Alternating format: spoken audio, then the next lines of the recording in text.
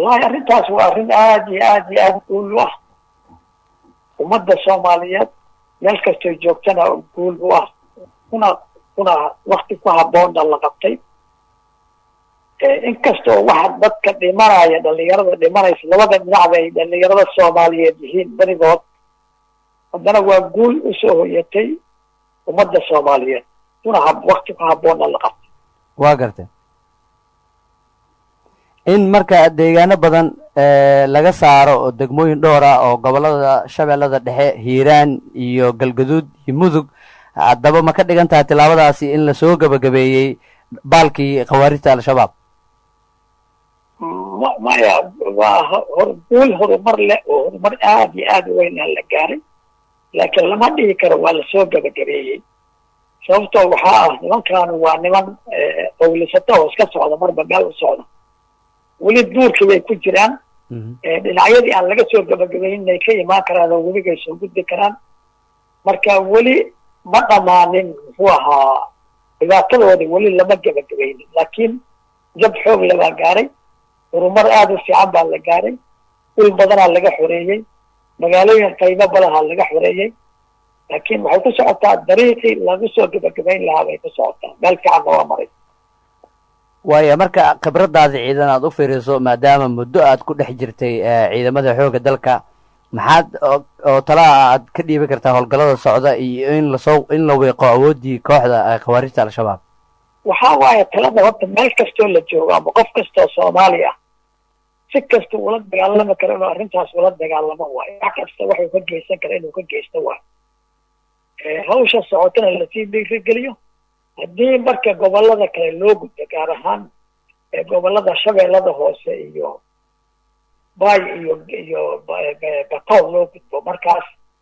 hawshu goboladan hadda arrintooda meel fiican bay gaaraysa aad iyo aad bay waxweelayaan jaanis waxaa la helayaa jaanis kale oo hawsha lagu sii wado marka waxaan leeyahay waxaan ugu hambalyaynayaa ciidamada qalabka sida meel geer kastoo joogaan iyo dhalinyarada soomaaliyeed oo gobolada ka tirsan deegaanada ka tirsan oo hubka qaatay intaba waa u hambalyaynaya iyo dhammaan cid kastoo ka qayb gashay waana arrin horumar guul lahoo la gaaray waay una baahan inaan jaaris la siinin ee lasii wado waaya mar uu hadlayay madaxweynaha jamhuuriyaddan wuxuu sheegay in feeska labaad ee howlgalka uu ka bilaaban doono koonfur galbeedna xoogga la saari doono bal haddii halkaasina laga dharbaaco khawaarijta guusha ugu weyn iyo horumarka ugu weyn markaasaa la gaaraya waayo markaas ma helayaan jaanis ay iskugu gudbaan ma la helayo mar haddii webiga dhinaca galbeed laga maro oo shabeellada hoose iyo baay iyo bakool la galo markaasna markay u baahan tahay dhamaystir fiican bay markaas noqonaysaa waana fikrad aad u wanaagsan waay fariin noocee ayaad u diraysaa bulshada gaar ahaan ciidamada xoogga dalka ku aadan in lasii bacsado al-shabaab ciidamada xoogga iyo dhammaan ciidamada kale oo ku jira howlgalka waxay qabteen hawl aad u wanaagsan waana hawshii loo idmaday oo loo qoray oo loogu talagalay waayo marka ciidanka waajibaadkiisa wuu gudanaya dhalinyarada soomaaliyeed oo kale oo ciidan ka dalbadaan guushooda bay gaarayaan marka hawshaas waxay u baahan tahay in meelaha kalena sideeda looga sii ambaqaado oo hawsha laisla dhamaystiro laisla qabto mar haddii dagaal lagu jiro ciidanka oo dhan dagaal ku jiraa marka wasaaradaha iyo wakaaladaha iyo hay-adaha dawladda ma aha hawsha kalena ayagoo wata ayay wax alla waxaa loo duwaa dhinaca ciidankaa loo duwaa dhinaca dagaalkaa loo duwaa meeshaasaa xoogga la saaraa ha noqoto wasaaradda warfaafinta ha noqoto muxuu ahaa wakaaladaha kale warfaafinta ee soomaaliyeed ha noqoto muxuu ahaa wax alla wixii awood oo la haysto